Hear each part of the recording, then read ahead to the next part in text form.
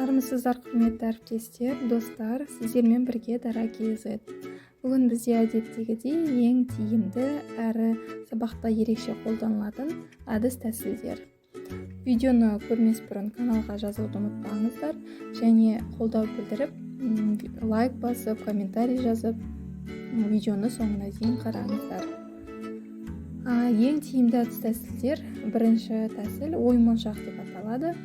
Мақсаты оқушылардың ойлау қабілетін дамыту. Ережесі: тақырып бойынша әр оқушы кезекпен бір сөйлеммен айтып шығады.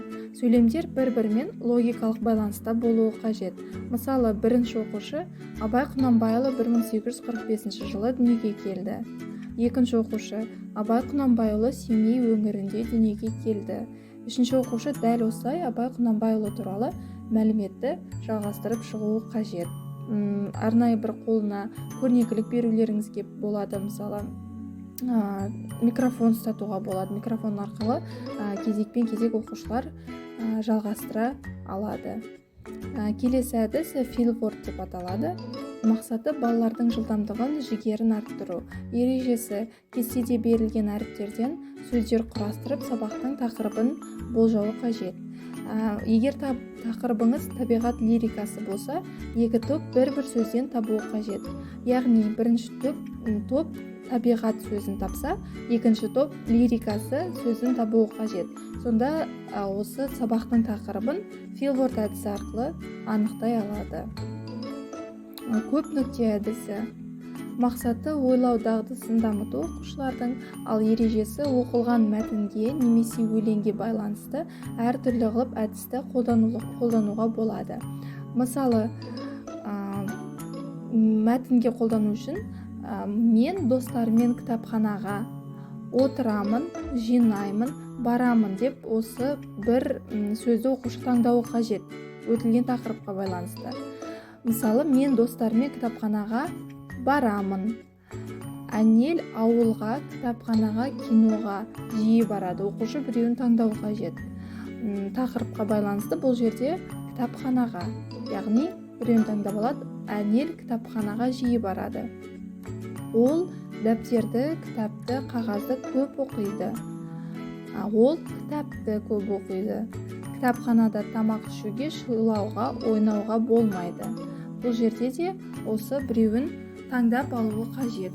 Мұнда барлығында қоюға болады мысал ретінде. Ал егер мысалы өлең болса, прозалық өлең болса, онда былай істеуге болады. Біреудің пасықтығынан, біреудің асып жырынан, жасап мұңынан. Екі сөздің біреуін қою қажет. Берілген өлең бойынша. Жүрегім сыздаған кезде, әнім саным, сәнім жаным мұздаған кезде, мен сені аялаймын. Берілген көп нүктенің орнына бір сөзді қою қажет. Ол өтілетін тақырыпқа байланысты. Ассонанс ойыны. Мақсаты оқушылардың зейінін дамыту. Ережесі: жеке немесе жұп болып тақырыпқа байланысты 2-3 сөйлем құрастыру қажет. Сөйлемге қойылатын талаптар: сөйлемде тақырыпқа қатысты сөздер болуы керек. Сөйлем кемінде 5 сөзден тұруы керек. Сөйлемдегі ой түсінікті болуы керек. Сөйлемдегі сөздердің барлығы бір дыбыстан басталуы керек. 3-4 минут ішінде сөйлемді дұрыс құраған оқушы немесе жұп жеңімпаз атанады. Мысалы, жоғарыда айтып өтілген талаптарға сай: апам ағама алма, алмұрт, апельсин, айран алды. Яғни барлығы А дыбысынан басталып тұр. Дәл осылай оқушыларға белгілі бір әріпті беріп, сөздер бір тақырыпқа қатысты сөздер арқылы оқушылар сөйлем құрастыруы қажет. Менен сұрақ, сізден жауап әдісі. Мақсаты оқушылардың қызығушылығын арттыру. Ережесі: оқушылар 2 топқа бөлінеді, ортаға 2 сандықша қойылады. Топтағы оқушылар тақырып бойынша, мысалы Астана қаласы болса тақырыбыңыз, 5 сұрақ құрастырып сандықшаға салады. 2 топ сандықпен алмасады. Оқушылар кезекпен сандықтағы сұрақты алып жауап береді. Қай топтың сұрақтары мен жауаптары дұрыс әрі қызық болса, сол топ жеңеді. Яғни бұл жерде үй тапсырмасын сұрауға болады осылай, немесе сабақты бекітуге, қорытындылауға осы әдіс арқылы қолдануға болады. Келесі ойын сөз тізбек деп аталады. Мақсаты ойлау қабілетін және жылдамдығын дамыту. Ережесі: тақырып бойынша мұғалім бір сөз айтып, ойынды бастайды. Оқушылар ойынды жалғастыру керек. Келесі сөз алдыңғы сөздің соңғы әрпінен басталып отыруы қажет. Мысалы, куб, соңғы дыбыс Б. Яғни келесі оқушы Б әрпінен басталатын сөзді айтуы қажет. Бөлшек, К әрпіне аяқталды. Келесі оқушы К әрпінен басталатын сөз айту керек. Квадрат, Т әрпінен аяқталды. Т әрпінен басталатын сөз теңсіздік. К әрпінен аяқталды. К әрпінен басталатын сөз көбейту. Және осылай ойынды жалғастыру қажет. Бұл сіздің пәніңізге байланысты. Мысалы, математика пәні бойынша мен мысал келтірдім.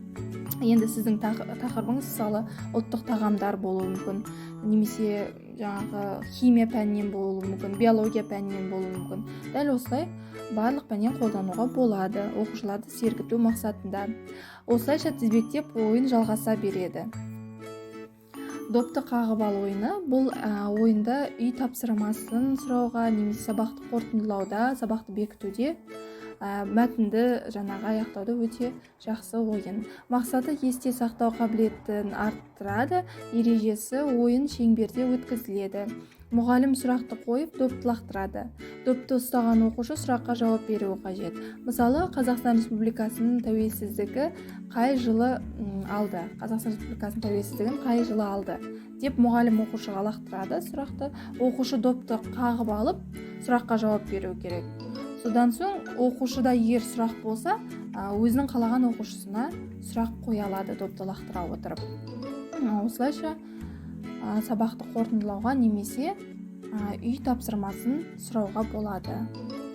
Міне әріптестер, әзірге осындай бір түрлі ойындар, сергіту ойындары және әдіс тәсілдер өздеріңіздің пәндеріңізде қолданып көріңіздер. Оқушылардың қызығушылығын, белсенділігін арттыруға таптырмас әдіс тәсілдер және ойындар деп ойлаймын. Егер сабақтарыңызда қолданып жатсаңыздар, біздің Instagram каналға, Telegram каналға міндетті түрде ойларыңызды, пікірлеріңізді бөлісіп жазыңыздар, немесе комментарийға.